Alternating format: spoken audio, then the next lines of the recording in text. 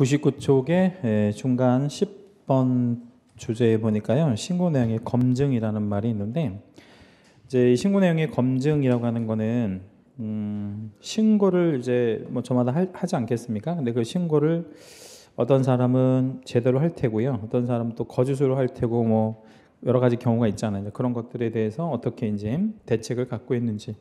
자, 요거는 별도로 주제를 하나 좀 잡아가지고요. 그림 하나만 그려드릴게요.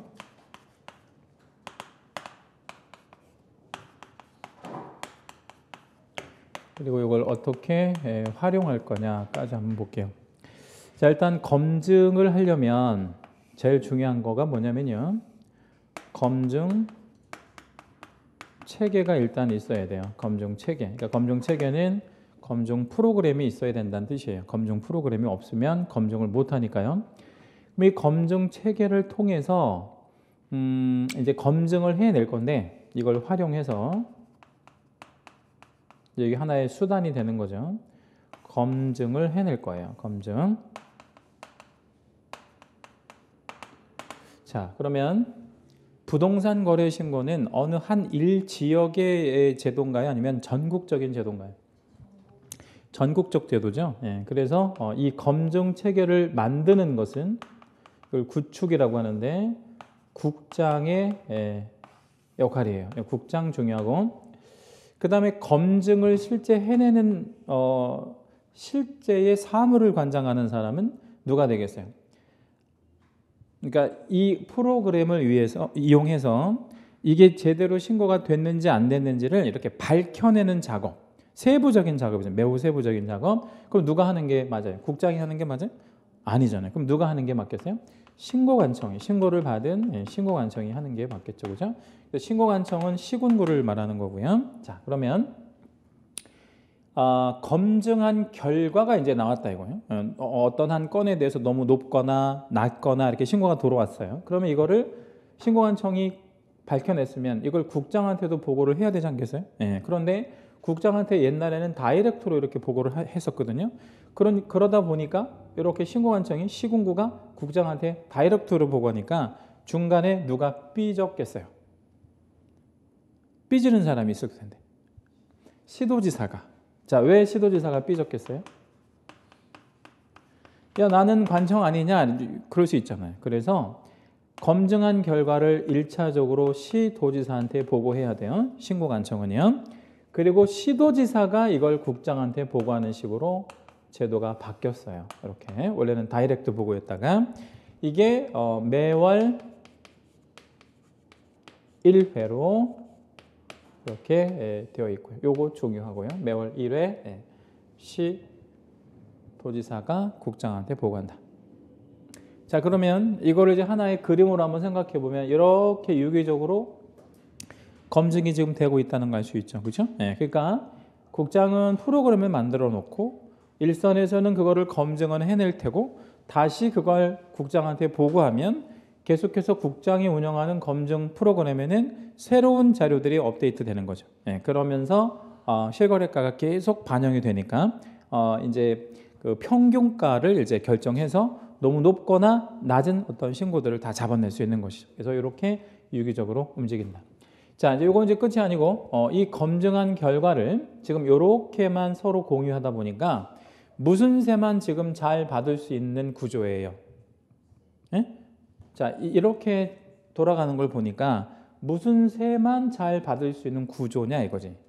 지방세. 왜냐면 지방자치단체의 장들이니까, 그지? 그리고 국장은 뭐 국세하고는 아무 상관이 없는 관청이니까 해서 이렇게 지방세만 잘 받으면 되느냐 이런 어떤 현실적인 문제 때문에 신고관청은 세무관서의 장에게, 세무서장이죠.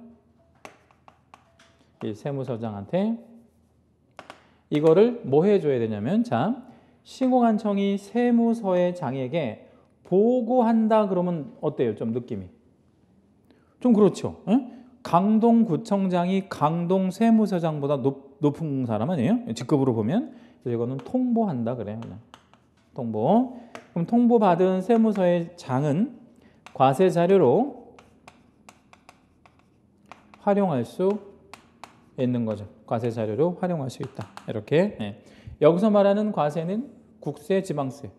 이제 이거는 국세가 되는 거지. 세무서의 장이니까 국세. 그래서 결론적으로 말하면 이 제도가 지방세도 잘 받고 이 자료를 세무서장한테도 알려주니까 국세도 잘 받을 수 있도록 하겠다는 거예요. 전체적인 과세 제도에 들어간다. 이렇게 보시면 돼요.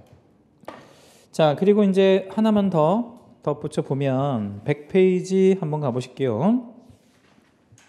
우리가 이제 신고 그 내용을 검증을 해봤는데 남들보다 현저하게 높거나 현저하게 낮게 신고가 들어오면 관청에서는 일단 의심해봐야 되잖아요. 그래서 그걸 조사를 또 할 수 있는데 그 뒷장 한번 100페이지 한번 가보시면 동그라미 2번에 그 조사를 어떤 식으로 할 수 있냐면 일단은 믿어줄 테니까 당신들이 신고한 가격을 일단은 믿어줄 테니까 거래대금 지급 증명할 수 있는 자료를 내봐라 이렇게 요구할 수 있어요. 그래서 이거를 거래대금 지급 증명할 수 있는 자료 이렇게 얘기를 하는데 예컨대 이제 뭐 보통 우리 거래대금을 주고 받을 때 뭘로 억 단위잖아요. 보통 우리 부동산이라는 게 무조건 뭐 몇십만 원 단위는 없잖아요. 부동산은. 그러니까 억 단위인데 그걸 주로 어떻게 우리가 주고 받고 그래요? 응? 통장으로. 그러니까 만약에 그 실제로 너네들이 그 신고한 가격이 맞다면 돈이 오고 갔을 거 아니야. 그러니까 통장사본을 내보라는 둥. 그럼 나는 뭐 통장으로 안 줬다 그러면 뭐 현금으로 줬다 그러면 현금을 어디서 났는데 그러면 그럼 나는 대출 받았는데요. 그러면 은행 대출 확인서 같은 거 가져와. 뭐 이런 식의 이제 관련 자료 같은 것도 요구할 수 있어요. 참고하시면 되겠고.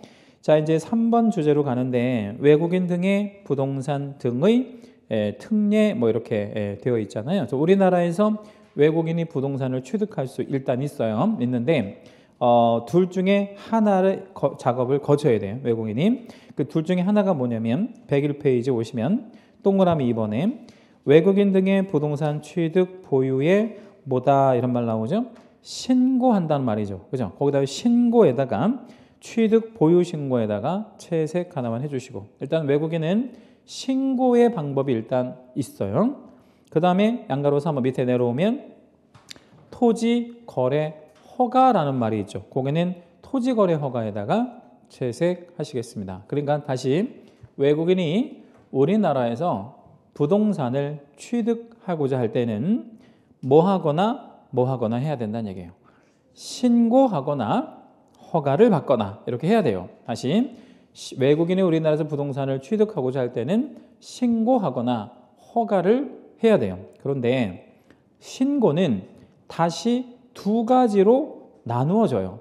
두 가지로 나눠지는데 그게 뭐냐면 동그라미 1번에 계약을 원인으로 하는 경우가 있고 이건 60일짜리거든요. 거기 세 번째 줄에 60일짜리에다가 채색 하나만 해주시고 2번과 3번은 계약 외의 원인들이에요. 그래서 뭐 계약 외의 원인이고 또 계속 보유라는 거는 이제 한국 사람이었다가 외국 사람으로 이렇게 국적이 바뀌는 뭐 그런 경우를 얘기하는데 이걸 계속 보유라고 하고요. 이건 둘 다 6개월짜리예요. 그래서 이거 2번하고 3번은 세 번째 줄 중간 뭐 혹은 중간 이후에 보면 다 6월짜리가 있어요. 6개월에다가 각각 채색해 주시고 그러면 신고는 두 가지로 나눠볼 수 있다고 그랬죠. 며칠짜리랑 몇 월짜리가 있다고 그랬죠. 60일짜리랑 6월짜리 이렇게 이제 두 가지 신고가 있어요. 그러면 이제 외국인 등의 토지거래 허가는 당연히 사전 허가로 이해를 하셔야 되는데 허가니까 당연히 사전에 허가를 받아야 되는데 뒷장을 한번 넘겨보도록 하겠습니다. 102페이지 맨 위에 그 파란색 박스 하나 있죠. 그죠? 그 박스에다가 별 2개 잡고요. 그게 여기에서는 제일 중요해요. 그게 뭐냐면 외국인 등이 사전에 허가를 받아야 하는 구역을 말해요. 이걸 사전 허가 구역이라고 합니다. 요거는 이제 저랑 지금 한번 암기를 해볼 건데 첫 번째 1번에 군사시설 보호구역이라는 말이 나와요. 첫 줄 중간 좀 넘어가다 보면 군사시설 보호구역이라는 말이 나옵니다. 거기 군자에다가 맨 앞에 군자 동그라미 하나만 잡아주시고 2번 문화재 보호법에 의한 문화재 보호구역 안의 토지를 말하는데 맨 앞에 문자에다가 동그라미 하나만 잡을게요. 문화재 보호구역. 세 번째는 자연환경보존법에 따른 생태와 경관보존지역 이렇게 나오죠. 거기는 생자에다가 동그라미 하나 잡으시고요. 네 번째는 야생 생물 보호 및 관리에 관한 법률에 따른 야생생물 특별보호구역 거기는 야에다가 동그라미 하나 잡을게요. 그러면 연결해 보면 어떤 말이 나오죠?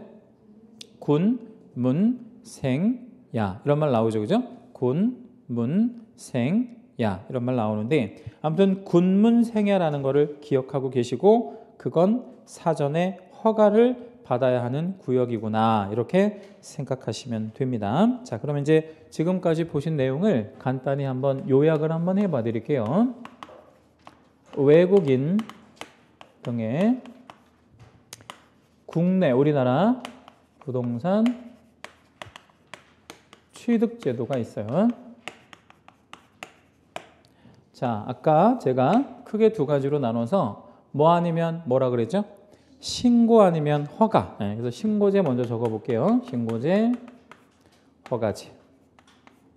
이렇게 이제 있는데 이 신고제는 사전에 아니면 사후에.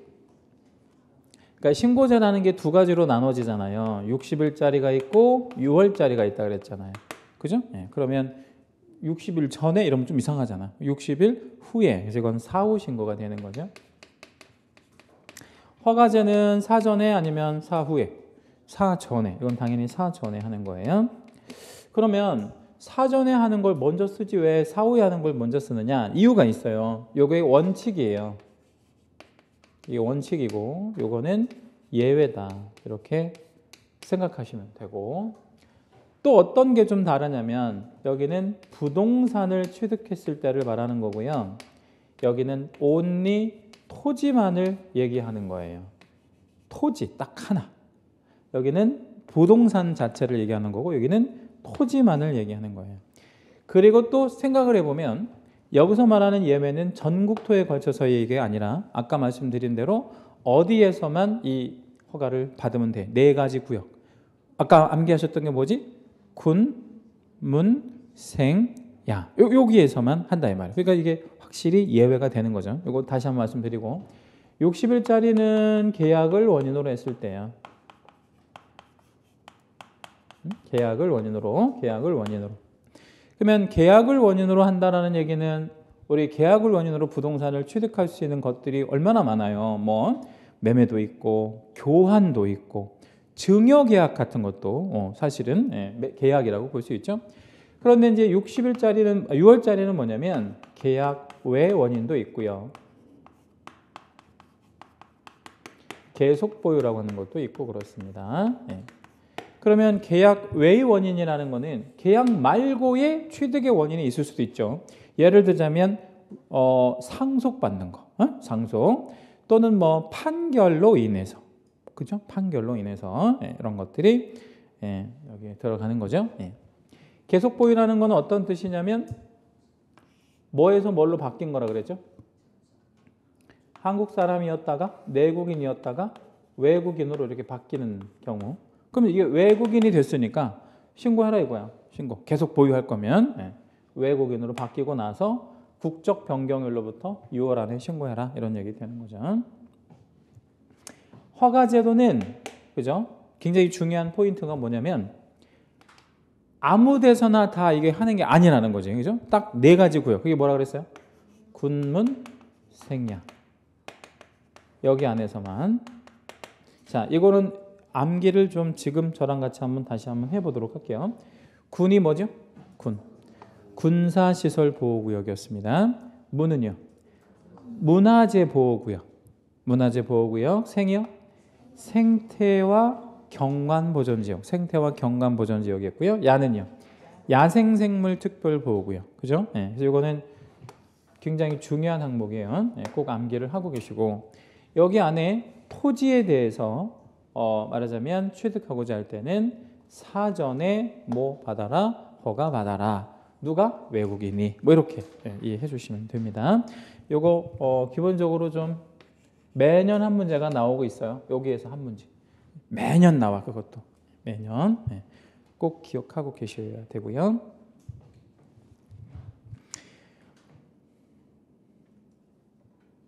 자, 이제 103페이지 쪽 오시면 4번 제목에 토지거래 허가제도가 있는데 이 토지거래 허가제도도 별 하나만 해주시고요. 한 문제 꼭 나오는데 이쪽에 양이 조금 돼요. 양이 좀 된다고. 근데 이제 이게 한 문제밖에 안 나와서 딱히 뭐 이렇게 뭐가 중요하다 이렇게 얘기하기도 사실은 어려워요. 왜냐하면 골고루 막 이렇게 나오기도 하고 또 여기에서 한 주제에서 문항 하나 또 여기에서 한 주제에서 문항 이렇게 섞어가지고 좀 출제하는 경향이 짙어요.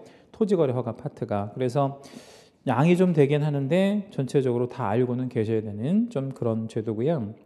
예전에 이 토지거래 허가 제도가 공법에 있었다가 2년 전에 공인중개사법 이제 우리 과목으로 이렇게 넘어왔는데 대부분의 공법 강의하시는 선생님들이 만세를 불렀어요. 왜 만세를 불렀냐면 이게 넘어갔다고. 이게 이제 중개사법으로 넘어갔다고. 근데 왜 공법 쓰면 이게 넘어가서 만세를 불렀냐면 이게요. 하나밖에 안 나오는데 문제로 치면 하나밖에 안 나오는데 설명할 거리가 굉장히 많아 이게. 그러니까 특별히 어디서 나온다고 이렇게 딱 얘기하기도 어렵고 이것처럼 간단히 요약하기도 어려워 이게 막 범위가 광범위하다 보니까요. 그래서 강의하기가 상당히 까다로운 그런 부분이기도 해요. 그래서 왜 그런 말이 있잖아요. 계륵이라고 하잖아요. 그죠? 계륵. 그래서 이게 좀 그런 개념이라고 보시면 될 것 같고요. 아무튼 한 문제짜리긴 한데 그렇게 어렵게 문제가 나오는 것은 아니기 때문에 아무튼 뭐 쭉 보도록 할게요. 일단 토지거래 허가 그 제도가 취지가 뭐냐면 첫 줄 가운데 보면 이런 말 나와요. 토지 소유의 편중이라는 말 나오잖아요. 토지 소유의 편중. 이걸 막으려고 하는 거예요. 근데 이 토지 소유의 편중을 막고 무절제한 사용의 시정과 투기로 인한 비합리적인 지가 형성의 방지를 공적으로 제한하려고 하는 제도거든요. 그러니까 한마디로 말하면 투기적 거래는 하지 말아라 이 말이에요. 토지를 편중해서 소유하는 게 나쁘지 않아요. 예를 들어 볼게요. 농사를 정말 법인 형태, 그러니까 우리 영농법인이라고 하죠. 영농법인을 하나 만들어서 농사를 막 수백만 제곱미터를 가지고 농사를 열심히 짓는데 그냥 그 법인은 농사만 짓는 거야. 오로지 쌀 농사만 짓는데 그럼 우리 국가적으로 그거 나쁜 일이야? 아니면 좋은 일이에요? 좋은 일이죠. 요즘 같은 경우에 그 대규모 자본을 가지고 농사 짓는 데 투자하는 게 얼마나 좋은 일이에요. 그게 나쁘지는 않아. 그런데 여기서 말하는 토지의 편중이라는 게 농사도 안 지면서 또는 뭐 집도 안 지면서 공장도 안 지면서 토지를 많이 갖고 있는 건 안 좋다는 얘기죠. 왜냐하면 우리나라가 아시다시피 뭐가 아주 좁은 나라예요. 토지가 아주 좁은 나라잖아. 근데 그거를 한 사람이 갖고만 있다. 그냥 뭐 할 때까지만 기다리는 거야. 땅값 오를 때까지만. 그건 맞겠다는 얘기죠. 그래서 그거를 왜 사는지, 너 땅 왜 살 거야? 이런 거를 다 취득 단계에서부터 면밀히 보겠다라는 제도가 토지거래 허가제도입니다. 자, 이 토지거래 허가제도는요, 부동산 거래 신고 제도하고는 완전히 달라서 부동산 거래 신고 제도는 그냥 전국적으로 시행되는 제도잖아요. 근데 얘는 전국적으로 시행되기는 하는데 그냥 시행되는 게 아니라 지정을 해줘야 돼. 무슨 얘기냐면, 자, 우리나라가 통일될라나요? 안 될라나요? 통일. 지금 이렇게 돼 있잖아요. 통일이 되겠어요? 안 되겠어요? 뭐 그건 모르는 거지 뭐. 될 수도 있고 안 될 수도 있고 그렇죠. 제가 이제 어저께 낮에 할 일 없어가지고 통일이 되면 북한 어디가 좀 뜰 건가 이거 한번 쭉 봤어요. 그 구글에 들어가가지고 그걸 한번 쭉 본 거예요. 이제 통일이 됐다고 가정하고 저의 결론은 어디가 좀 뜰 거라고 제가 생각했을 것 같아요, 여러분. 혹시 그런 거 생각한 적 있어요? 통일이 되면 여기가 좀 땅값이 좀 올라가겠다 이런 거 좀 제가 결론을 내린 동네가 있는데 그런 거 생각 안 하셨어요? 어디? 원산? 원산이 어디게요? 이쪽? 잘못 짚으셨어요. 예. 평양은 지금도 비싸. 네, 그래서 제가 평양을 보니까 평양에는 그 고급 아파트가 우리나라 돈으로 지금 2억 정도 간대요. 그러니까 평양은 아마 통일 뭐 이런 거 얘기 나오면 거의 강남 정도 수준으로 올라갈 거야. 주거 환경이 워낙 좋으니까 평양은 못 사. 그래서 평양 빼고 뭐 예를 들어서 뭐 투자를 한다면 통일이 될 것 같다 그러면. 응? 신의주도 괜찮아. 신의주도 위치 굉장히 좋더라고. 신의주도 좋고. 근데 제가 볼 때 서울이 여기쯤 있잖아요. 우리나라 지금 수도 서울이. 평양은 한 요쯤 있는데 서울하고 평양이 되게 멀더라고. 되게 멀어요. 그래서 그러니까 뭐 그러니까 통일이 됐을 때 제2 수도 정도의 평양이 이제 어떤 위치가 될 거는 같긴 한데 평양에다가 뭐 이렇게 토지를 사거나 뭐 이렇게 집을 사거나 이거는 좀 현실적으로 어려운 것이 북한도 좀 잘 사는 사람 있을 거 아니에요. 그러면 좀 비싸게 팔거나 그럴 거 아니겠어요? 그러면 비싸게 사서 뭐하러 사 이거를 살 필요가 없잖아.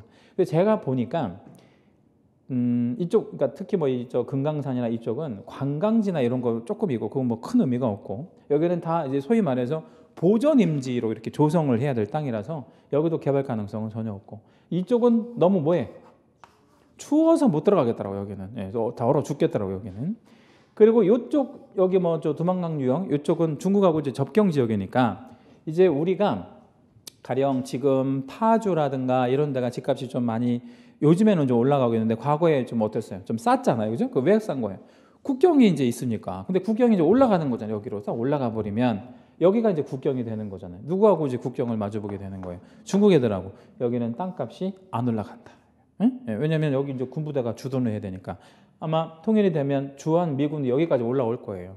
올라와야지. 그래야 중국하고 뭐 이렇게 접경을 해야 되니까. 여기는 누구하고 또 우리가 저 국경을 접하게 됐어요. 러시아하고. 그럼 여기도 이제 군들 많이 이렇게.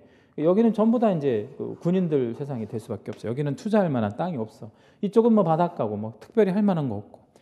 그럼 갈 데가 어디밖에 없나 다 봤더니 여기에 옛날부터 좀 유명한 동네가 있었잖아요. 고려시대의 수도가 어디였어요? 개성. 개성이 정말 끝내주더라고요. 왜 개성이 끝내주냐면 서울에서 가까워. 그리고 서울에서 가까운 것도 가까운 건데 중요한 건 서울에서 개성을 갈 때 다 평야야. 그러니까 도로 깔기도 좋고 뭐 철도 놓기도 좋고 아주 좋더라고. 그러니까 그냥 통일만 되면 제 생각에는 1, 2년이면 고속도로 다 뚫릴 수 있다고 여기 정말 발달할 것 같아요. 그래서 여러분이 혹시 통일이 되면 땅을 사세요. 어디에다가? 개성에다가. 여기 있는 거 다 팔아가지고 여기다가 사시라고. 왜냐하면 통일이 된다는 가정하에. 근데 제가 이 말을 왜 했죠? 토지거래 허가제도를 얘기하려고 했었죠. 자, 그럼 이제 통일이 됐다고 치고 그럼 저 같은 생각을 저만 하겠어요? 아니면 다른 사람도 다 하겠어? 하겠지. 그럼 이제 국가가 땅값이 올라가고 나서 아니면 올라가기 전에 올라가면 이미 소용이 없으니까 올라가기 전에 여기를 묶어야 돼. 뭐라고 땅 묶어야 돼? 토지를 뭐 할 때는 거래할 때는 뭐 해? 허가받아 허가구역으로 지정을 해야 돼. 허가구역 지정. 자, 몇 년 전에요. 중국 애들이 여기 살잖아요. 중국 애들이 여기 사는데 중국이 지금 통계 잡힌 것만 한 12억 정도 된대요. 통계 잡힌 것만. 근데 안 잡힌 애들도 많대요. 통계 안 잡힌 애들. 왜 안 잡힌 애들이 많으냐면 작년까지인가 아니면 올해 초까지인가 그 산하 제한이 있었잖아요. 중국도 그거 이제 없애버렸는데 한 명만 낳아야 되잖아. 그래서 중국은 또 우리나라보다 훨씬 더 남아 선호 사상이 더 강해가지고 무조건 아들 낳을 때까지 계속 낳는 거야. 그러니까 딸들은 안 올리는 거야. 왜냐면 딸을 올리면 벌금을 내야 되는데 그 벌금이 우리나라 돈으로 2천만 원 정도 된대요. 그러니까 굉장히 큰 돈이잖아. 그러니까 딸 한 명 낳을 때마다 2천만 원 내야 되는 거야. 그러니까 신고를 아예 안 하는 이런 인원들이 되게 많대. 해서 비통계까지 잡히면 한 15억 명은 잡아야 돼. 중국에서요. 그런데 중국도요. 우리나라보다 잘 사는 사람이 많아. 그렇죠? 그런데 그게 몇 퍼센트만 정도만 잡아도요. 1%만 잡아도 15억의 1%면 몇 명인가 한번 생각해 봐요. 15억 명의 1%면 몇 명이야? 1,500만 명이죠. 우리나라 전 국민 해봐야 5천만 명밖에 안 되잖아. 그러니까 우리나라 전체 3분의 1 정도가 우리보다 훨씬 잘 사는 사람들이 있다는 얘기죠.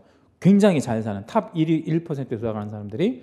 근데 이 사람들이 이제 여행도 막 다니고 그럴 거 아니겠어요? 예? 그런데 한국에 이제 이렇게 한참 뭐 이렇게 좀 관계가 좋을 때 와 보니까 한국이 좋은 거야. 뭐가 좋으냐면 문화 수준이 좋은 거야 일단. 화장품도 잘 만들어내고 한국 여자들이 이쁘고 한국 남자나 한국 여자들이 옷도 잘 입고. 근데 옷을 왜 잘 입는 거예요? 중국 애들이 봤을 때. 그러니까 중국 애들한테 물어보면 한국 애들하고 일본 애들하고 비교하면 어떻게 차이나 이렇게 물어보면 옷 잘 입고 멋있게 생기면 한국 애들이래. 그렇게 중국 애들이 얘기해요. 유튜브에 보면 그런 말이 나온다고. 근데 그건 왜 그렇게 보여지는 거냐면 자기들이 더 잘 사는데 한국의 어떤 문화 수준이 높다라고 생각하는 거지. 그런 거 마음에 들었고 첫째. 두 번째는 한국이 또 뭐가 좋았냐면 와보니까 한국 사람들은 땅을 사더라 이거예요. 땅, 토지를. 근데 중국 애들은 토지를 못 사요. 토지를 왜 못 사? 여기는 공산당이니까 모든 토지는 누구 거야? 그냥 국가 거야. 그래서 중국은 지상권 제도가 많이 발달돼 있어요. 지상권이라는 거 들어봤죠? 민법 시간에. 예, 그래서 뭐 지상권 뭐 200년 뭐 이런 것들이 이제 중국 애들은 그런 게 있단 말이야. 그래서 토지의 소유권은 상상할 수 없었던 거야. 근데 얘네 돌맞은 애들이 여기에 관광을 와봤더니 문화 수준도 높은 데다가 땅을 돈만 주면 살 수 있는 데다가 더 기가 막힌 건 뭐냐면 싸다라는 거예요. 누구 입장에서 봤을 때 싸? 얘네 입장에서 보니까 싼 거야. 그래서 어디에다가 막 토지를 막 사들이게 된 거예요. 제주도에다가 막 얼마나 토지를 많이 사들였냐면요. 그 여행을 이제 와가지고 막 그 버스, 큰 관광 버스를 타고 다니잖아. 중국 애들이 저 여행 다니면. 그러면 그 버스에 한 3, 40명 들어갈 거 아니야. 걔네들이 그냥 아무 데나 그냥 가다가 여기라고 딱 찍어주면 내려주는 거야. 가이드가. 내려가지고 아무 집이나 그냥 들어가서 막 해가지고 땅 파세요. 막 이래가지고 그럼 이제 만약 여러분 중국 사람들이 와서 여러분 살고 있는 집에 와서 집 팔으라 그러면 팔을래요? 안 팔을래요? 응? 처음에 한두 번은 안 판다고 할 거 아니야. 근데 그런 사람들이 막 매일같이 세네 투씩 오는 거야. 그러니까 어떤 사람이 그냥 이렇게 던져본 거야. 예를 들어서 뭐 내가 시세가 5억 나가면 50억 줘. 그럼 내가 팔을게. 이렇게 얘기한 거야. 그랬더니 덜컥 사더라 이거야. 땅을. 그래가지고 막 집가가 갑자기 막 엄청나게 상승이 됐잖아요. 제주도가. 해서 국가가 다 오르고 난 다음에 뭐 했어요? 여기도 토지 거래 허가 구역으로 지정을 한 거죠. 그럼 이 사례하고 이 사례의 차이점은 뭐냐면 이 사례는 뭐 하기 전에 지정을 해야 되는 거야. 오르기 전에. 그럼 이거는요. 오르고 나서. 그러면 토지 거래 허가 제도는 언제 지정을 해야 효과가 있는 거야? 오르기 전에 지정을 해야 되는 거지. 자, 그러면 이제 이렇게 생각을 해보겠습니다. 허가 구역의 지정은 오르기 전에 해야 되는데 왜 집가가 오르는 거를 국가가 반대할 거냐? 그것도 생각해 봐야 돼. 왜 집가가 오르는 걸 반대하냐면 가령 제주도 집가가 올라가면 무슨 부작용이 있을까요? 이게 갑자기 한 6배 정도 올랐다 그래요. 갑자기 6배 정도가. 그러면 집가가 6배 갑자기 급등하면 무슨 문제점이 있냐 이거야. 올라가면 좋지. 국가는 왜? 세금 많이 거두니까. 그렇잖아요. 예. 근데 그게 안 좋은 이유가 뭐 때문에 그러냐면 가령 국가가 제주도에다가 대학을 하나 더 만들려고 해요. 대학을 하나 더 만들려고 하는데 이미 집가가 6배가 올라간 상태에서 대학을 만들려고 하면 이 대학을 만드는 비용이 얼마가 늘어나. 6배가 늘어나잖아요. 이런 게 문제가 되는 거야. 그러니까 집가는 서서히 올라가거나 아니면 제재를 있는 게 좋은 거죠. 학개론 시간에 보면 막 그런 거 배우잖아요. 땅 가격에 관련해 가지고 여러 가지가 바뀌는 뭐 그런 거 배우죠, 그죠? 그래서 이 집가가 가장 어떻게 보면 투자의 기본이나 마찬가지인 거죠. 그럼 이 허가 구역은 누가 지정할 건가를 한번 생각해 보겠습니다. 그러면 가령 통일이 돼서 개성시에다가 허가 구역을 지정하는 건 누가 할 거고, 뭐 또는 제주도에다가 허가 구역 지정을 누가 할 거냐, 이거를 좀 한번 좀 살펴보는데 거기 심의 밑에 이제 지정 처분 이렇게 있잖아요. 그 지정 처분에 보면 두 가지 관청이 지정하게 돼 있네요, 그죠? 누구 아니면 누구, 국장 아니면 시도지사, 두 개 다 채색해 주시고, 자, 국장은 언제 하냐면 2개 이상의 시도에 걸쳐 지정할 때, 가령 서울특별시 경기도 일대를 지정한다. 그러면 2개 넘어가잖아. 그러면 국장이 해야 돼. 가령 제주도만 지정하려고 해. 제주도만 지정하려고 해. 그러면 그건 누가 하면 되겠어요? 제주도지사가 하면 되겠죠. 그죠? 제주도지사가 하면 돼요. 제주도에서 뭐 얼마 전에 그 뭐 영리병원 하나 오픈한다고 허가해줬다고 그러는데 제주도지사가 그 병원을 영리로 하게 되면 어떤 문제가 생기겠나요? 그러니까 이제 그게 무슨 얘기냐면 의료보험 같은 거 이제 안 되는 거고 돈 가져가서 그냥 다 현금 가져가서 이렇게 그 진료 받아야 되는 그런 병원을 이제 제주도에서 허가를 해줬는데 그러면 이제 뭐가 높아지겠어요? 진료비, 의료 수가가 높아질 거 아니에요. 우리가 이제 부담하는 그런 돈이. 그러면 가령 병원 의원하는 사람은 다 뭐로 바꾸겠어요? 영리로 싹 바꾸겠죠. 어느 순간에. 그러면 이제 전체적으로 다 뭐가 비싸져요. 뭐 그런 거. 그래서 그건 절대 허용하면 안 되는 건데. 그거는 정말 있어서는 안 되는 얘기인데. 우리나라가 그런 게 참 복지적인 측면에서 잘 돼 있거든요. 의료비가 되게 저렴한 편이니까요.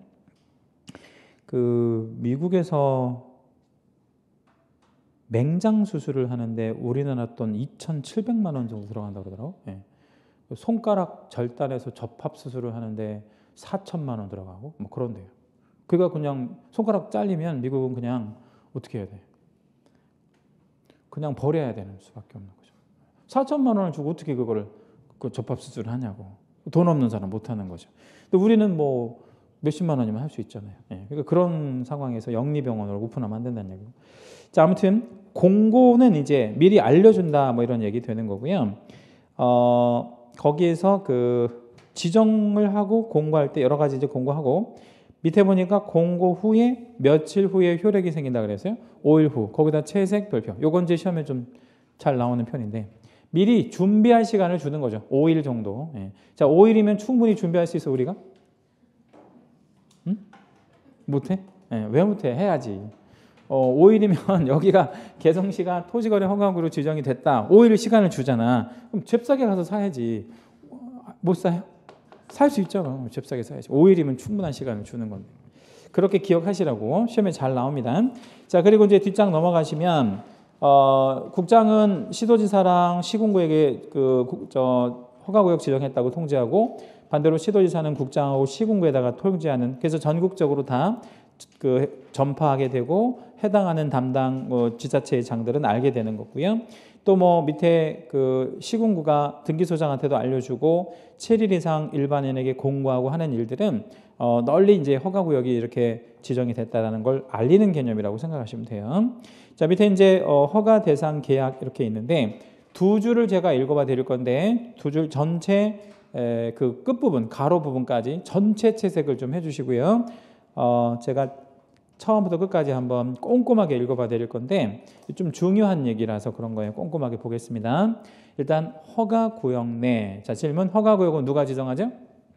국장 아니면 시도지사가. 그러면 저절로 되는 거야? 지정을 해야 되는 거야? 지정을 해야 돼. 그래서 허가구역 안에 허가대상 면적 토지에 관한 이거는 무조건 토지에 관한 부분이에요. 다른 건 필요 없어. 토지에 관한 소유권과 지상권. 여기서 지상권이라는 개념이 나온 건 뭐냐면 가령 지상권을 100년짜리를 설정했다. 그러면 소유권이나 침배 없어요. 그렇잖아. 100년을 내가 지상권을 갖고 있으니까. 그래서 지상권도 허가의 대상이 되고요. 그런 취득의 목적인 권리를 포함한다. 네, 이 취득의 목적 권리를 포함한다. 이 얘기는 가등기 같은 것도 들어갈 수 있다는 얘기예요. 그걸 유상으로 이 말은 대가를 받고 이런 얘기잖아요. 대가를 받고. 자, 그럼 만약에 토지거래 허가구역 안의 토지를 대가 없이 소유권을 취득하거나 지상권을 설정할 수 있다면 그건 허가의 대상이 아닌 거가 되는 거예요. 그러니까 투기적 거래가 아닌 거니까 그거까지 차단할 수는 없죠.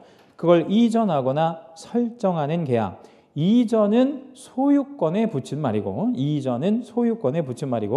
설정은 무슨 권에 붙인 말이겠어요? 지상권에 붙인 말이겠죠. 그죠? 예, 그리고 맨 마지막에 예약을 포함한다. 이것도 가등기를 얘기하는 거죠. 소유권에 관한 가등기, 지상권에 관한 가등기 전부 허가의 대상이 된다. 다음 질문 한번 드려요. 허가구역 안에 있는 토지를 증여받으려고 해. 허가 받을 필요 없어. 받을 필요 없죠. 증여는 왜? 그건 무상이니까. 허가구역 안에 토지를 상속받으려고 해요. 상속받으려고 해. 허가 받을 필요 없어요. 왜? 상속은 계약이 아니니까. 상속은 계약이 아니잖아. 그렇게 폭넓게 생각하시면 됩니다. 자, 이제 박스는 굳이 안 보셔도 되고 밑에 보면 허가 면제 대상 토지 면적이 있는데 이 면제 대상 토지 면적이라는 게 뭐냐면요. 1제곱미터만 살 때도 허가받아. 그럼 국민들이 짜증날 거 아니야. 그래서 이만큼은 안 받아도 괜찮아 라고 이렇게 주는 게 있어요. 그러니까 왜 뭐 예를 들자면 뭐 그런 거 있잖아요. 세금을 부과할 때 얼마에서부터 얼마까지는 기본 공제 같은 거 해주잖아. 아예 면세로 해주는 거. 그걸 안 해주면 어떤 문제가 생기냐면 국민들이 막 저항을 할 거 아니에요. 야, 그럼 이거 내가 가령 뭐 1년에 연봉이 1,000만 원 벌어가지고 두 식구 먹고 사는데 1,000만 원에 대해서 과세하면 여러분 같으면 어떻게 하겠어요? 1,000만 원을 벌어서 두 식구가 먹고 사는데 국가가 세금 내라고 하면 여러분 같으면 어떻게 하겠냐고.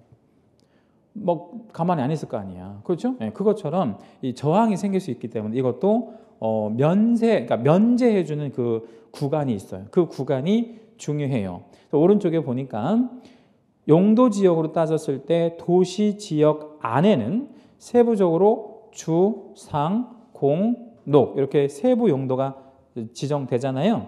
이 주거 지역 안에서는 180제곱미터까지는 그러니까 이내까지는 허가를 받는다, 안 받는다, 안 받는다 이렇게 생각하시면 돼. 상업지역은 200제곱미터까지는 안 받고 공업지역은 660, 녹지지역은 100. 자, 그거 숫자 4개만 다 채색하실 거고요. 그거는 기억하고 계셔야 되는 게 맞아요. 180, 200, 660, 100. 그거 위에다가 전화번호 하나만 적어 놓을까요? 네, 전화번호. 이런 전화번호가 있더라 이거요. 1820-6610. 1820-6610. 네. 1820-6610. 여기 저절로 외워지는 거야. 1820-6610. 자, 18은 뭐겠어요? 주거지역. 얼마까지? 180까지. 자, 20은 상업지역. 얼마까지? 200까지. 자, 66은 공업지역. 얼마까지요? 660까지 하고 안 받고 10은요. 100제곱미터. 이거 어디죠? 녹지지역이다 이렇게 생각하시면 되고 보통 시험에는 도시지역 안에서 나오니까요. 뭐 오른쪽에 있는 건 특별히 뭐 모르셔도 돼요. 자, 밑에 이제 계속적 거래하고 분할 거래가 있는데 우리가 이제 법을 만들거나 제도를 만들거나 그러면 그 제도를 잘 이렇게 따라주는 사람, 순응하는 사람도 있지만 어떻게 하면 이거를 좀 이렇게 좀 벗어나 볼까? 뭐 이렇게 탈법적인 행위들을 하는 사람들이 생길 텐데 그런 탈법 행위 방지 대책이라는 게 2개가 있어요. 이제 그거 그림으로 한번 좀 보여드리면 어떤 한 사람이 있는데 그 사람이 A, B, C 필지를 지금 주거지역이잖아요. 주거지역. 네, 주거지역을 세 필지로 되어 있는 땅을 다 사 모으려고 해요. 사 모으려고 해. 그러면 이게 A가 얼마죠 지금? 150이잖아요. 150. 그럼 A 필지 살 때는 몇 제곱미터 미만이에요? 180. 그러니까 주거지역에 180까지는 허가 안 받아도 되잖아. 그러니까 A 필지 살 때는 허가를 안 받아도 된다고. 근데 B 필지를 이제 살 거 아니에요. 그럼 B 필지는 A 필지하고 붙어 있잖아. 그럼 이게 하나의 토지로 간주해 버리는 거야. 하나의 토지로. 그래서 이제 합산하면 얼마가 돼? 300이 되니까 그때부터는 180을 넘어가니까 허가 받아야 돼. C 필지 또 사는 거야. 그러면 이것도 총 450이 되는 거니까 이때는 허가를 받아야 돼. 그런데 이거를 몇 년 안에 이렇게 거래하게 되면 허가를 받아야 된다는 얘기야. 1년 안에. 1년 안에. 그럼 이렇게 하면 어때요? A 필지 사고 1년 정확히 경과된 후에 B 필지 사. 그 다음에 B 필지 산 다음에 또 정확히 1년 경과된 후에 C 필지 사. 그러면 허가를 받아도 안 받아도 된다 이거. 1년 안쪽에만 합산한다 이런 얘기고. 그 다음에 분할 거래라는 거는 뭐냐면 이거 뒷장 한번 넘겨볼게요. 큰 땅이 하나 있어요. 그걸 이제 큰 땅이라고 한번 생각해 봐요. 당연히 이제 허가 대상이 될 만한 큰 땅이 있는데 이거를 허가 받기가 매우 어려우니까 토지 주인이 소유자가 A, B, C 필지로 분할을 하는 거야. 분할을 한다는 건 토지를 쪼갠다는 거예요. 이게 나눈다는 거예요. 그래서 옆에 보니까 세 사람에게 각각 파는 거예요. 각각 팔아. 그러면 지금 옆에 있는 사람은 사람이 다르잖아요. 그런데 얼마씩 지금 사드리게 되는 거죠? 150. 근데 여기가 용도 지역이 상업 지역이잖아요. 원래 상업 지역에서는 얼마까지 허가를 안 받아도 됐었었죠? 200까지. 근데 지금 150인데 허가를 안 받아도 되잖아, 원래는. 그런데 이거는 허가를 다 받아야 돼, 3명 다. 왜 그러냐면 이게 원래가 허가 대상 토지였기 때문에 분할해서 허가를 안 받으려고 하는 행위를 잠탈행위라 그래. 몰래 빠져나간다 그래서 그런 거를 차단하기 위해서 허가구역 지정 후에 말하자면 분할을 하게 되면 이때는 면적에 상관없이 뭐 해야 된다는 거예요. 허가 받아야 돼요. 앞장 잠깐 넘겨볼게요. 그 니은번 맨 밑에 니은번 분할 거래에서요. 아까 우리 계속적 거래는 1년이 좀 중요했었잖아요. 1년 안에 합산하는 거. 여기서는 뭐가 중요하냐면 두 번째 줄에 이런 말 나와요. 허가 면제 대상 토지가 된 경우 분할된 해당 토지에 대한 분할 후 최초의 토지거래 계약은 거기다가 채색 한번 해요. 최초의 토지거래 계약은 이 말에다가 채색 한번 해주시고 그리고 저를 잠깐 보세요. 자, 이게 무슨 얘기냐면 이 땅이 원래 허가 대상 땅이었잖아요. 근데 쪼개가지고 얘네한테 팔잖아. 얘네는 다 뭐를 받아야 돼? 허가 받아야 돼. 그러면 얘네들이 이제 다 샀어. 허가 받고 얘네들이 또 팔 수 있지 이제. 얘네들이 샀으니까 팔아도 되잖아. 그럼 또 팔면 그건 최초 거래야 최초 거래는 아닌 거야. 그때는 최초 거래는 아닌 거지. 그러면 얘네들이 또 팔 때는 그때는 허가를 받지 않는다라는 거야. 한 번만 허가를 받아라. 한 번만. 네, 그런 개념. 자, 그 다음에 이제 106페이지 3번 보시면 허가 의무를 위반한 거래계약의 효력 뭐 이런 말 나와 있는데 거기 박스 밑에 보면 참고 제목에 확정적 무효와 유동적 무효 이런 말이 있잖아요. 그죠? 예, 그거 일단 채색해 주시고 별표 하나만 해주신 다음에 밑에 여백에다가 하나 적어놔 볼게요. 아주 중요한 얘기인데 이게 허가 없이 계약을 체결하면 허가 없이 계약을 체결하게 되면 이걸 확정적 무효라 그래요. 확정적 무효. 자, 그러면 확정적 무효는 무슨 뜻일까요? 확정적 무효가 무슨 뜻일까요? 라고 제가 질문을 드렸어요. 무효가 확정됐다. 그 얘기는 확정됐다는 뜻은 나중에 뭐로 바뀔 일은 없다.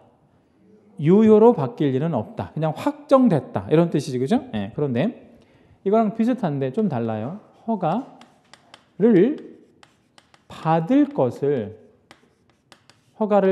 것을 전제로 체결된 계약이 있다면 자, 위에하고 아래하고 비교해 볼게요. 위에 허가 받았어요? 허가 안 받았어요? 안 받아서 확정적 무효라고 하잖아요. 근데 아래 거는 허가를 받았어요? 안 받았어요? 이것도 안 받았어. 이것도 왜 안 받은 거예요? 허가를 받을 거지 받은 건 아니잖아. 그러니까 위아래 똑같아. 이것도 허가 안 받은 거고 이것도 허가를 안 받은 건 똑같은데 위에 거는 처음부터 허가를 안 받을 생각이었고 앞으로도 허가를 받을 생각이 없던 거예요. 근데 얘는 처음부터 허가를 받을 생각이 있었던 거야. 허가구역이라는 것도 알고 있었고 그러면 이런 거를 유동적 무효라고 그래요. 요 말이 중요합니다. 별 3개짜리예요. 유동적 무효. 아주 중요한 말. 자, 그러면 유동적 무효라는 말은 뭔 말인가요? 유효로 바뀔 수도 있다. 이렇게. 유효로 바뀔 수도 있다. 이렇게 생각하시면 돼요. 유효로 바뀔 수도 있다. 이렇게. 유효로 바뀔 수도 있다. 뭐 되면? 허가 받으면. 허가 받으면. 네, 이런 걸 유동적 무효다. 이렇게 얘기합니다. 그 개념 기억하고 계시면 돼요. 자, 107페이지 오시면 이제 허가 기준이라고 하는 게 있는데 자, 칠판을 잠깐 보세요. 통일됐다고 가정하고요. 개성에다가 어떤 A라는 사람이 땅을 좀 사려고 해. 개성에다가 땅을 사려고 해요. 그럼 관청에다가 허가 신청 들어가야 되잖아요, 그지? 근데 허가 신청을 했는데 허가 신청, 그러니까 토지 취득의 목적은 집을 좀 짓고자 하는 거야. 집, 내가 살 집을 건축하고자 하는 거예요. 새 집을 짓고자 하는 거예요. 그래서 땅을 사려고 해. 이 목적은 어때요? 좀 괜찮은 목적이야? 아니면 괜찮지 않아? 괜찮은 목적이지. 허가해 줄까요? 안 해줄까요? 해줘. 저거는 집 짓겠다는데 어떻게 할 거야? 그죠? 그런데 만약에 목적이 투기용이야. 그러면 안 해주겠죠. 그죠? 네. 그러니까 그거를 면밀히 볼 건데 어떤 건 해주고 어떤 건 안 해줄 거냐. 그게 바로 기준이 되는 거예요. 그 기준을 한번 볼게요. 첫째, 토지 이용 목적하고 적합해야 돼. 자, 토지 이용 목적에 적합하다 이 말이 무슨 얘기냐면 집을 짓는 거, 농사를 짓는 거, 혹은 공장을 짓는 거, 혹은 상가를 짓는 거 이런 목적이 적합해요? 그런 목적 자체가 적합하냐고. 예, 적합하잖아. 투기용 이런 거하고는 상관없잖아요. 예, 그러니까 목적 자체가 적합해야 되고 목적에다가 동그라미 하나만 잡아주실래요? 목적이 정확해야 돼요. 둘째는 도시군 계획 등 토지 이용 및 관리에 관한 계획이나 우리나라의 모든 토지는 토지 이용 계획이 다 있잖아요. 그죠? 그냥 허투루 있는 토지는 없잖아. 다 이용 계획이 있는데 그 계획이나 여러 가지 자연 환경 보호 등하고 적합해야 돼. 거기는 이제 그 계획 있잖아. 그 토지 이용 계획에다가 동그라미 하나만 잡아주시고요. 토지 이용 계획과 맞아야 돼. 그리고 첫 번째랑 두 번째도 맞아야 돼. 무슨 얘기냐면 국가는 그 토지를 보존하려고 하는 어떤 지역이야. 그러니까 보존한다는 건 어떤 뜻이에요? 개발하지 않을 이 형태죠. 그런데 1번 첫째 목적이 개발 어떤 용이다. 뭐 공장 이런 거 못 들어간다는 얘기예요. 생태계를 보존하고 싶은 곳에다가 공장을 짓겠다라는 목적. 그러면 공장 자체가 목적이 뭐 확실하잖아요, 그죠? 괜찮지만 그게 뭐하고 안 맞아. 국가의 토지 이용 계획과 안 맞으면 또 안 돼. 세 번째는 면적 자체도 적합해야 되는데 면적에다가 동그라미 하나 해주시고요. 자, 예를 들어볼게요. 도시지역이라고 하는 이용계획을 갖고 있어요. 토지 이용계획은 도시지역이야. 개성이라는 데가 도시지역이잖아요. 그리고 거기에 주거지역이야. 주거지역. 그러면 도시지역 안에 주거지역에다가 집 짓는 목적 어때? 딱 떨어지잖아. 근데 면적이 10만 제곱미터야. 그건 말도 안 되는 거죠. 그래서 면적도 맞아야 돼. 면적도. 그런 정도라고 보시면 되고요. 가격은 따지지 않아요. 가격은 비싸나 따느냐 이거는 허가 기준하고는 아무 상관이 없다. 세부 기준은 뭐 특별히 안 보셔도 돼요. 넘어가시고요. 양가로 5번 허가 신청의 절차 뭐 이런 말이 있는데 그 허가 신청의 절차는 위에서 아래로 이렇게 떨어지는 진행 사항인데 제일 먼저 허가 신청 옆에 보니까 공동 이렇게 돼 있잖아요. 거기 공동에다가 동그라미 하나 해주시고 옆으로 빼볼게요. 자, 공동은 누구랑 누가 같이 들어가서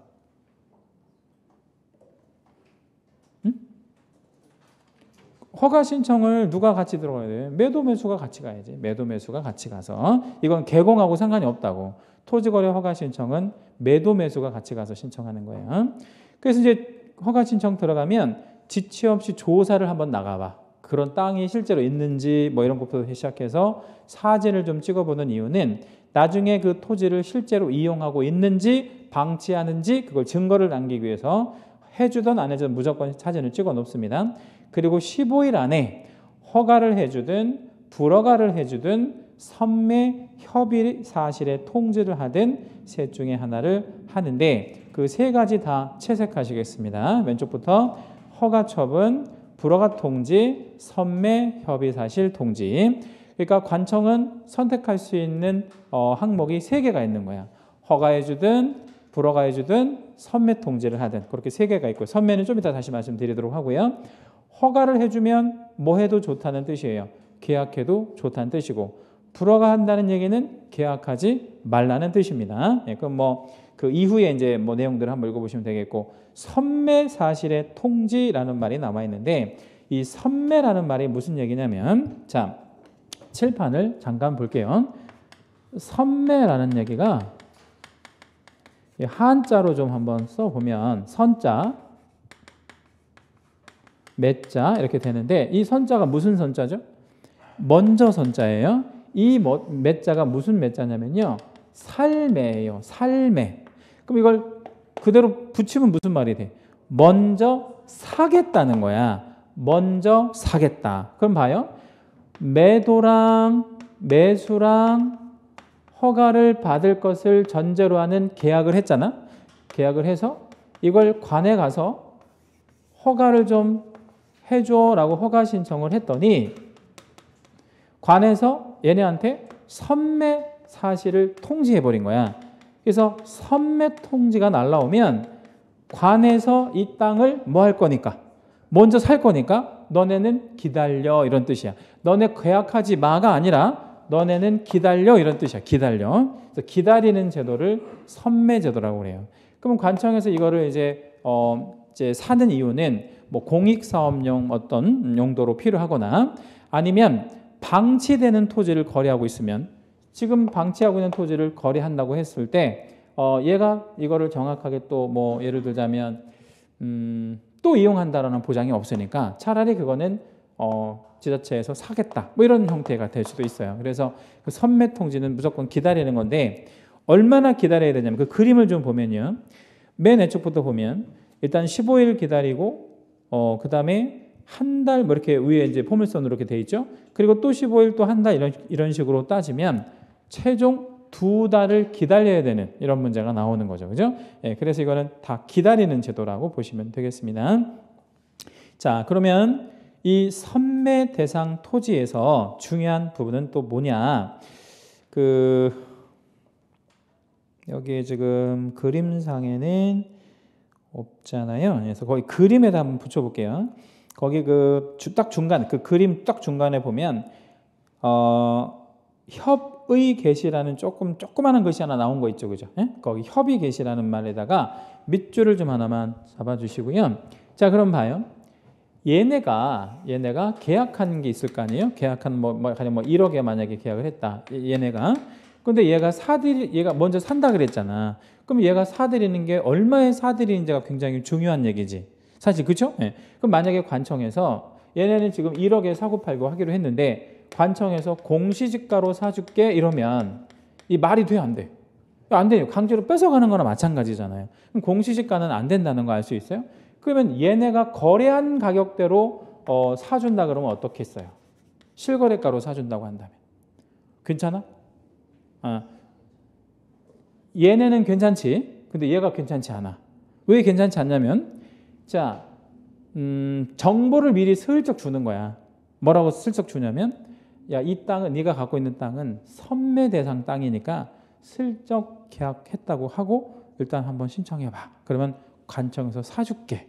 이렇게 짜는 거지. 공무원하고 짜가서 거래가를 막 부풀려가지고 실거래가를 높이면 관에서 그걸 사줘야 되는 문제가 생기잖아. 아니라고.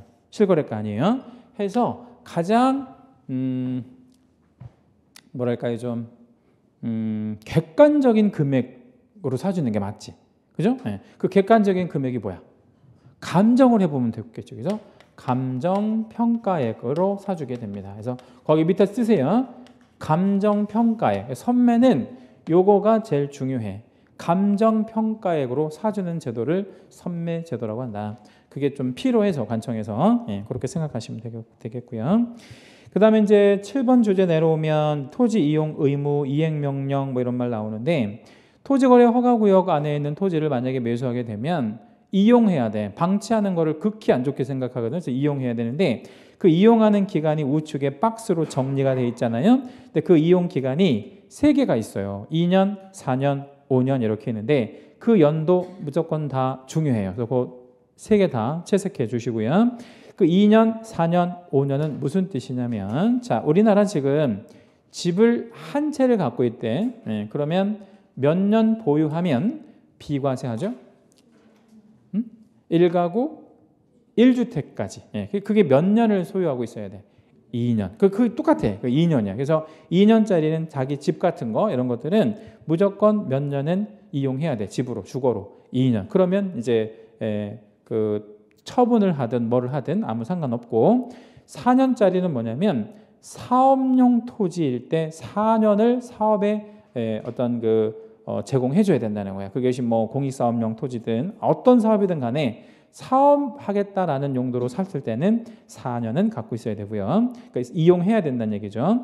그리고 디귿번에 보면 5년짜리 토지는 뭐라고 되어 있냐면 현상보존을 목적으로 취득한 토지라고 되어 있잖아요. 거기 현상보존이라는 데에다가 밑줄 하나만 해주시고요. 그 현상보존이라는 건 뭐냐면 이런 뜻이에요. 토지를 소유할 수는 있어요. 소유. 그런데 이용이 안 돼. 어떤 식이든 이용하면 안 되고 개발은 되고 안 되고 개발도 당연히 안 되고 그럼 뭐만 할 수 있어? 소유만 할 수 있는 거예요. 그럼 그런 땅이 우리나라에 있어 없어? 응? 그런 땅이 우리나라에 있을 수 있어 없어요? 소유만 할 수 있는 땅 있을 수 있죠. 있을 수 있잖아. 우리 공법 시간에 그런 거 다 배우실 거예요. 뭐 예를 하나 좀 들어드리면 아까 여기 있네. 군문생야에서 이 생이 뭐죠? 생태와 경관보존지역. 야는 뭐예요? 야생생물 특별보호구역. 이런 데는요. 이런 데는 할 게 아무것도 없어요. 이런 데는 집도 못 짓고 공장도 못 짓고 농사도 못 짓고 아무것도 못 해요. 그럼 이런 데 가면 뭐만 할 수 있을 것 같아요? 소유만 하고 그냥 거기 가서 숨 쉬는 건 할 수 있어요. 거기 가서 그냥 내 땅이니까 가서 숨 쉬는 건 할 수 있다고. 근데 숨은 꼭 여기 가서 쉴 필요는 없잖아요. 딴 데서 쉬어도 되는 거예요. 그러니까 이런 땅은 뭐만 하는 땅이야? 소유만 하는 땅이라고. 근데 그런 것도 사고 팔고는 할 수 있잖아. 근데 그것도 투기적 거래가 있으면 안 되니까 몇 년 갖고 있다가 5년은 꼭 갖고 있어. 그래야 이제 되는 땅이에요. 5년 안에 판다 그러면 안 돼. 이건 허가 안 떨어지는 거다. 근데 이제 이런 땅들을 샀는데 2년짜리, 4년짜리, 5년짜리 토지를 샀는데 방치하고 있다. 이용하고 있지 않다. 그러면 이행명령이라든가 또는 이행강제금 같은 거 이런 것들이 이제 부과되는데 그 이행강제금 같은 게 또 좀 중요해요. 거기 하단 내려오면 100분의 10짜리에다가 채색 하나 해주시고 100분의 10이면 몇 %짜리를 주겠다는 거예요? 10%. 일단 채색하시고 100분의 7짜리도 일단 채색하시 주시고 100분의 7 니은번 그 다음에 디귿번에 100분의 5짜리 그거 3개만 기억할게요. 10, 7, 5%짜리 각각 이행강제금이 있는데 그 10%짜리는 뭐냐면요. 방치하고 있는 토지에 부과되는 강제금이에요. 거기 두 번째 줄 방치라는 단어에다가 동그라미 하나만 잡아 주시겠습니다. 기억번 두 번째 줄 방치. 그죠? 방치하면 몇 % 이행강제금 또 들어맞는데 10%. 그 다음에 7%짜리는 뭐냐면 내가 쓴다고 취득했는데 가봤더니 엉뚱한 사람이 쓰고 있는 거야. 이걸 뭐라고 해요? 임대에다가 동그라미. 그러면 7%. 그러니까 한 3%포인트 깎아준다는 거지. 방치보다는 그게 나으니까. 그리고 5%짜리는 뭐냐면 변경하는 거. 변경이 이제 어떤 뜻이냐면 나는 집을 짓게요 라고 취득을 해놨거든. 근데 가봤더니 집은 없고 창고를 저는 거예요. 그럼 이게 변경해버렸잖아. 마음대로. 그럼 이거는 몇 %? 5% 이행강제금 부과한다. 이렇게 이해하시면 되고요. 그럼 이행강제금 안 두드려 맞으려면 어떻게 하면 되는 거예요? 내가 취득한 목적대로 토지를 그 기간 동안에 이용하면 그런 거 두드려 맞을 일이 없는 거죠. 뒷장 넘기시고요. 양가로 8번 다른 법률에 따른 인허가 등의 의제 이렇게 되어 있는데 동그라미 1번과 동그라미 2번의 제목에 각각 채색해 주시고 각각 별표를 붙일게요. 그게 중요합니다. 자, 이거를 문장으로 한번 완성해 드리면 토지거래 허가를 받잖아요. 그러면 아까 우리 전 시간에 말씀드렸던 농지 취득 자격 증명은 받은 것으로 봅니다. 또한 토지거래 허가를 받죠. 그러면 거민도 받은 것으로 봅니다. 두 개 다 의제되는데 그게 시험에 굉장히 잘 나와. 토지 거래 허가를 받았다 이러면 농지 취득 자격 증명 받은 것으로 보고 그러면 허가를 받으면 농지 취득할 수 있어 없어? 있다는 얘기예요. 왜냐하면 농지증이 받은 것으로 보니까. 그리고 허가를 받았다 그러면 거민은 따로 필요 없는 거다. 이렇게 생각하시면 되고요. 자, 이제 벌칙 뭐 간단하게 한번 볼게요. 벌칙은 이제 이 토지거래 허가 관련해서 벌칙이 좀 있는데 거기 양가로 1번의 형벌 쪽에 보니까 2년 2천짜리가 있잖아요. 그 2년 2천 내용을 한번 읽어보면 허가를 받지 아니하고 토지 취득 계약을 체결하거나 부정한 방법으로 허가를 받아 토지 취득 계약을 체결한 외국인 등 거기다 채색 한번 해볼게요. 외국인 등. 자 그렇게 하고 칠판을 잠깐 보면 군문생약 구역 안에서는 뭐를 해야 된다 그랬어요? 사전에 허가 받아야 된다 그랬지? 요거 위반하게 되면 얼마에 얼마? 2년에 2천. 2년에 2천은 공인중개사법에는 없는 거잖아요. 이거는 무슨 법? 부동산 거래 신고 등에 관한 법률에나 있는 거다. 그 밑에 거 한번 볼게요. 2년 이하의 징역이나 계약 체결 당시 개별 공시지가에 따른 해당 토지 가격의 100분의 30에 해당하는 금액 거기 두 번째 줄 토지 가격에서부터 쭉 채색 한번 해보고요. 100분의 30에 해당하는 금액 이하의 벌금까지 채색하시고 거기는 별표 하나 붙이겠습니다. 이거를 줄여서 뭐라고 하냐면 2년에 30%라고 하는데 그 2년에 30%는 여기에 붙이는 말이에요. 2년에 30%. 요게 중요해. 특이하잖아요. 다른 건 2년 몇천 뭐 이러는데 이거는 2년에 30% 이러니까 얘가 중요할 수밖에 없죠. 특이한 범죄라서 중요합니다.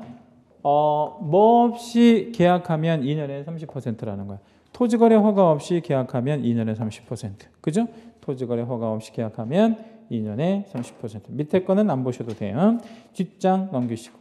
자, 이쪽에서는 과태료도 있어요. 과태료. 이걸 다른 말로 하면 행정 질서벌 이렇게 이제 얘기를 하는데 3천만 원짜리 과태료는요. 우리 부동산 거래 신고하고 관련해서 부동산 거래 그 신고 사항이 약간 좀 의심스럽다. 이러면 무엇을 내보라고 요구할 수 있다 그러냐면 거래대금 지급 증명자료 내보라고 요구할 수 있다 그랬잖아. 아까 그치? 통장 사부 같은 거. 근데 그거 내라고 했는데 안 냈다 그러면 3천만 원짜리 부과될 수 있고요. 취득가액의 100분의 5 이쪽이죠. 그거 채색 별표할게요. 그게 굉장히 중요해요. 취득가액의 100분의 5라는 건 뭐냐면 10억짜리 같으면 얼마까지?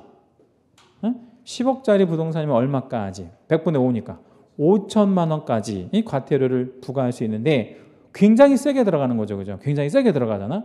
그런데 그걸 뭐 했을 때 오른쪽 보니까 거짓 신고하면.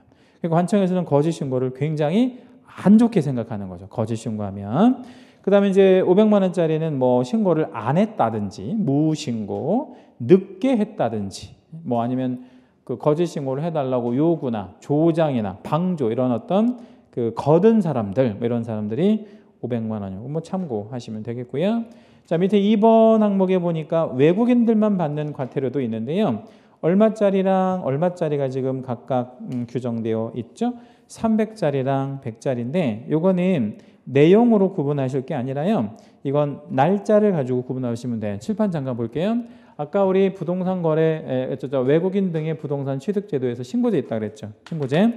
이 신고제가 몇 월짜리랑 며칠짜리가 있었어요. 아까. 6월짜리랑 60일짜리가 있잖아. 요거를 구분하면 되는데 어떤 게 300이고 어떤 게 100일 것 같아요. 여기서 한번 좀 대충 한번 좀 연결해 보세요. 이게 얼마, 이건 얼마. 이거 안 하면 얼마, 이거 하면 얼마. 어떤 걸 더 좀 세게 300, 어떤 걸 조금 약하게 100 이렇게 하겠어요. 기간이 짧은 거, 긴 거. 짧은 거를 뭐 많이 이렇게 해야죠. 여기는 300. 여기 중요. 300 이하의 과태료. 6월짜리는 좀 기간이 길잖아. 그래서 요거는 얼마? 100. 100만 원 이하의 과태료. 요거는 뭐 참고하시면 되겠고. 둘 중에 하나니까. 그래서 신고제는 과태료인데 허가제는 형벌 떨어지는구나. 그렇죠?